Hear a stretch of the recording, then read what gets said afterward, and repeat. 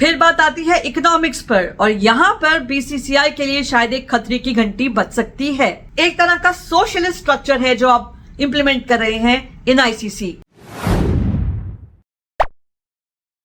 जय हिंद फ्रेंड्स, कल एक खबर आई WCA की रिपोर्ट के बारे में जिसने क्रिकेट की दुनिया में एक खलबली सी मचा के रख दी है।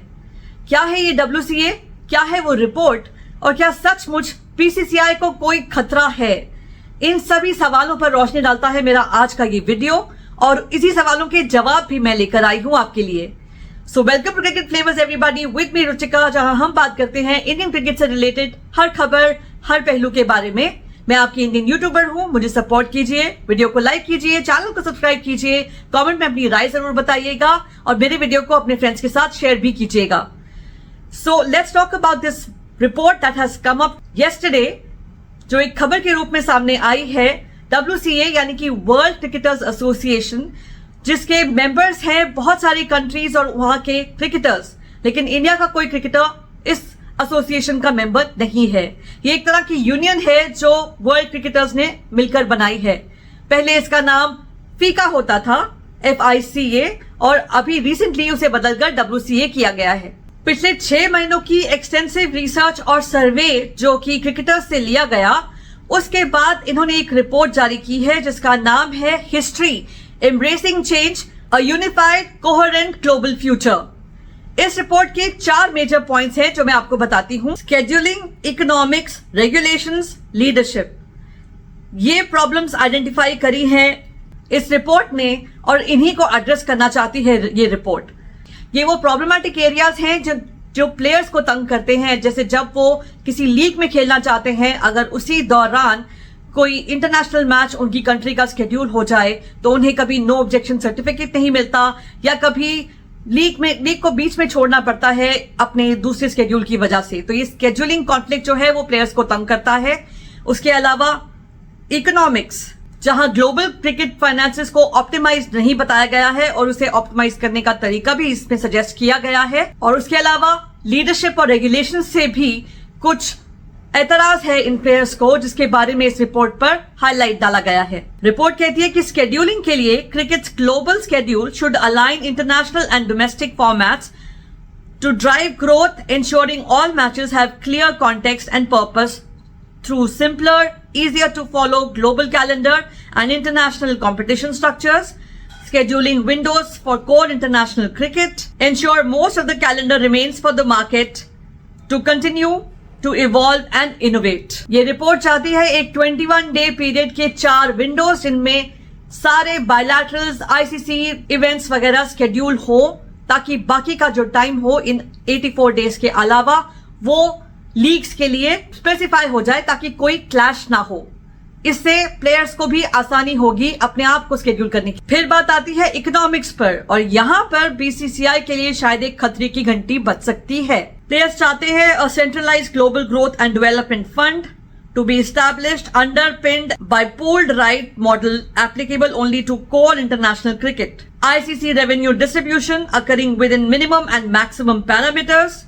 Stronger regulation and accountability, players revenue sharing parameters to be applied in all sanctioned cricket. अब इसका जो दूसरा पॉइंट है मिनिमम एंड मैक्सिमम का, वो ही एक खतरे की घंटी है बीसीसीआई के लिए, क्योंकि ये रिपोर्ट सजेस्ट करती है कि एक मिनिमम ब्रैकेट और मैक्सिमम ब्रैकेट हो, जो पैसा, जो परसेंटेज ऑफ रेवेन्यू किसी भी बोर्ड के पास जाएगा, ये मिनिमम और मैक्सिमम भी स्पेसिफाई किया गया है 2% से लेकर 10% तक। यानी कि ये चाहते हैं कि जो सबसे बड़े बोर्ड्स हैं जो आज की डेट में कुछ भी पैसा ले रहे हैं उन्हें 10% से ज्यादा ना मिले। सो बीसीसीआई जो आज की डेट में 38% से भी ज्यादा का शेयर रेवेन्यू का ले रहा है फ्रॉम ICC, उसका शेयर 10% से ज्यादा नहीं जाएगा अगर इस रिपोर्ट की बातें मानी जाती हैं तो। लेकिन ये क्या पॉसिबल है और नहीं, इसके बारे में मैं आपको इस वीडियो में आगे बताती हूं। पहले रिपोर्ट के और एस्पेक्ट्स को भी देख लेते हैं। रिपोर्ट इन चेंजेस के बेनिफिट्स को हाईलाइट कर कहती है कि बेनिफिट्स होंगे survival of international cricket in more than just a few countries, increase in revenue, easier to follow cricket calendar, enhance global growth and competitive balance. Needless to say कि ये सारी चीजें नीड ऑफ द आवर है for global cricket, क्योंकि cricket एक ऐसा sport है जो ज्यादा पॉपुलर नहीं है पूरे वर्ल्ड में, and I am talking in popularity compare to a football और अ बास्केटबॉल। इनफैक्ट ये जो सारा रिपोर्ट का प्रपोजल है ये कहीं ना कहीं फीफा से मेल खाता है।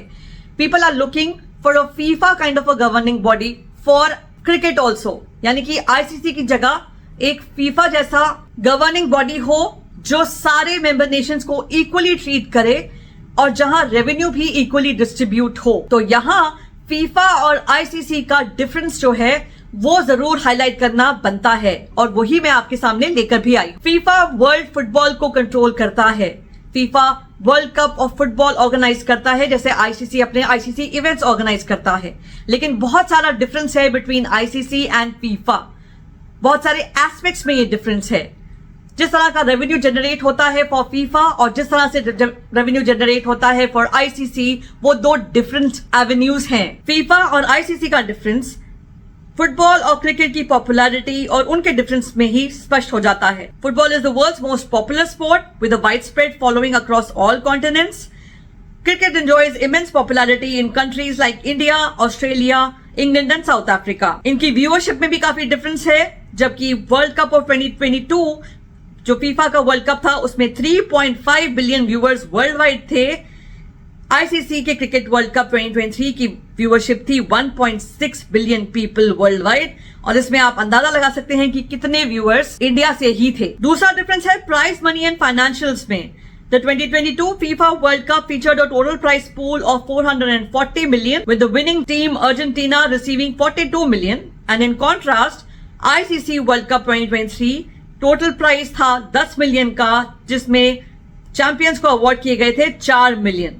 ये काफी बड़ा डिफरेंस है, a significant disparity that highlights the financial disparity of the two governing body. इन दोनों का ही जनरल जो रेवेन्यू मॉडल है वो सेम तरह से ही बेस्ड है। TV broadcasting rights, ticket sales, branding etcetera के थ्रू ही इनका पैसा आता है, लेकिन उस पैसे में काफी डिफरेंस है। लेकिन जहां रेवेन्यू आने का तरीका सेम है, रेवेन्यू डिस्ट्रीब्यूशन का डिफरेंस जो है वो सामने नजर आता है।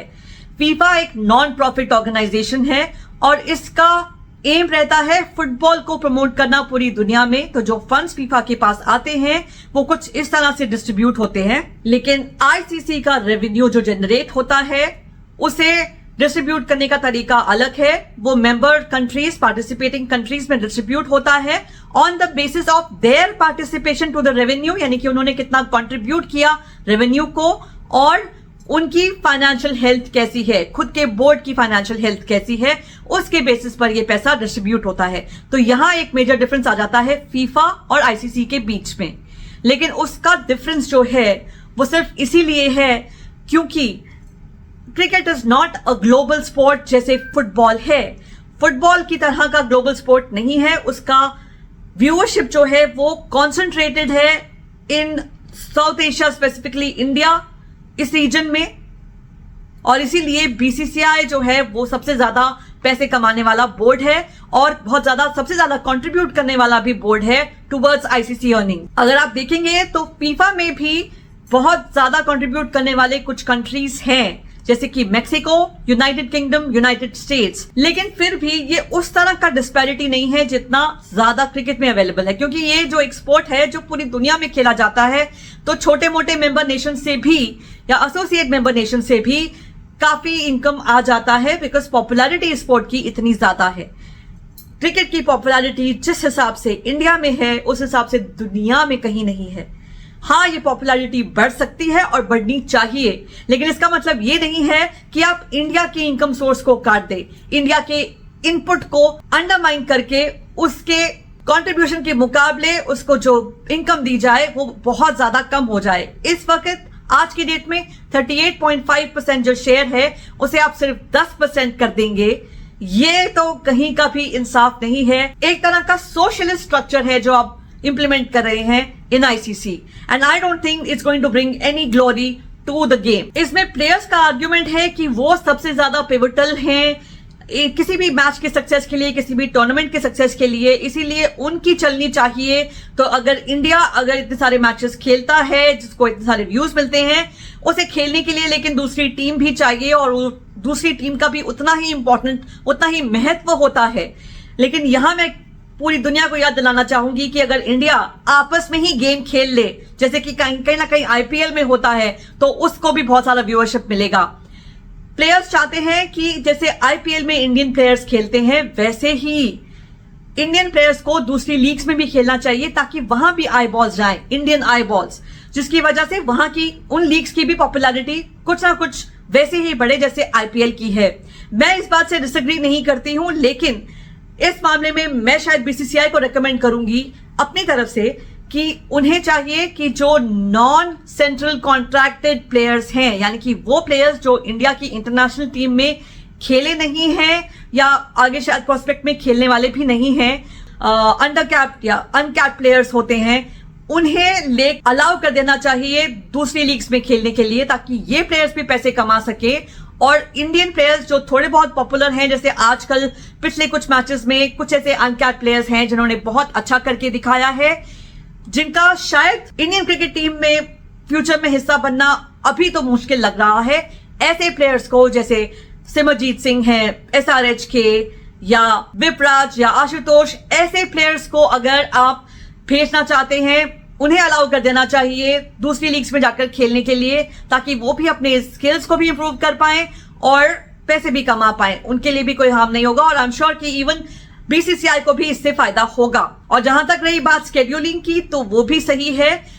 ऐसे विंडोज जहां पे डेडिकेटेडली इंटरनेशनल क्रिकेट खेला जाए और बाकी के टाइम पे अगर लीग्स खेली जाए, तो कहीं ना कहीं ये प्लेयर्स के लिए भी आसानी होगी, क्योंकि आफ्टरऑल क्रिकेट जो है वो एक जमाने में जितना खेला जाता था उससे कहीं ज्यादा आज खेला जाता है। इनफैक्ट एक सर्वे बताता है कि T20 का एक ना एक गेम हर रोज शेड्यूल होता है ऑल 365 डेज में, अगर हम सारे लीग्स और सारे मैचेस को मिलाकर देखें तो। So while this report is a significant report और एक इंपॉर्टेंट रिपोर्ट है, कहीं ना कहीं ये एक तरह का रोना धोना लग रहा है उन प्लेयर्स का जो खुश नहीं है कि बीसीसीआई और इंडियन प्लेयर्स जो इतने रिच होते जा रहे हैं thanks to this sport and its popularity in India, लेकिन वो बेनिफिट जो उन बीसीसीआई को और इन प्लेयर्स को मिलता है वो उन्हें नहीं मिलता। तो शायद कहीं ना कहीं ये उन प्लेयर्स एसोसिएशन की थोड़ी सी जेलसी दिख रही है इंडियन प्लेयर्स और बीसीसीआई की तरफ। लेकिन बाकी के एस्पेक्ट्स में मैं उनसे अग्री करती हूं और शायद इस रिपोर्ट पे कुछ ना कुछ एक्शन आईसीसी को लेना होगा। I am sure that everybody wants cricket to become a global sport, लेकिन उसके लिए क्रिकेट को बाकी कंट्रीज का इंटरेस्ट जो है उनमें जगाना होगा। दुनिया भर में इंक्लूडिंग जहां पे क्रिकेट पैदा हुआ था, यानी कि बर्थ ऑफ क्रिकेट जहां हुआ था, that is England, her country ऐसी है जहां पर क्रिकेट का पॉपुलैरिटी जो है वो धीरे धीरे कम होता जा रहा है। इस पॉपुलैरिटी को बढ़ाने के लिए इनके अपने बोर्ड्स, इन कंट्रीज के अपने बोर्ड्स को एफर्ट लगाने पड़ेंगे। हाँ, आईसीसी का भी थोड़ा बहुत कंट्रीब्यूशन जरूर चाहिए होगा इनको, लेकिन जब तक ये पॉपुलैरिटी नहीं बढ़ेगी तब तक बीसीसीआई से कंपेयर नहीं कर सकता है कोई भी बोर्ड, क्योंकि जिस तरह की पॉपुलैरिटी इंडिया में है वैसी तो आप कहीं से भी एक्सपेक्ट नहीं कर सकते। So in the interest of the sport I hope that the popularity grows all over the world, लेकिन उसको ग्रो करने का और इक्वालिटी लाने का ये तरीका बिल्कुल भी नहीं है जिसमें एक एसोसिएशन, एक बोर्ड जो सबसे ज्यादा कंट्रीब्यूट करता है क्रिकेट को, उसे ही आप अंडरमाइन कर दें और उसे बोलें कि तू कम शेयर ले। तो ये थी मेरी राय इस रिपोर्ट के बारे में। देखते हैं कि आईसीसी इस पर क्या एक्शन लेता है और वर्ल्ड क्रिकेट किस डायरेक्शन में आगे बढ़ता है।